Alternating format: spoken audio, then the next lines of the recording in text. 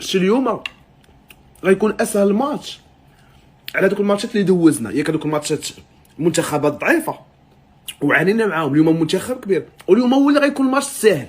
اليوم انتصار عريض، وانا كنقول لكم اليوم كاينه 3-0 وبزاف ما غيتفقوش معايا، ولكن راه هنا فين غادي نبانوا واش كنعرفوا في الكره ولا ما كنعرفوش الكره. نتلاقاو مورا الماتش رابحين دايزين، والكاس هادي خلي بنادم يفرح شويه، حنا راه غتبقى هنا، راه ما غتزعزعش من هنايا. اي شد روحكم مليح.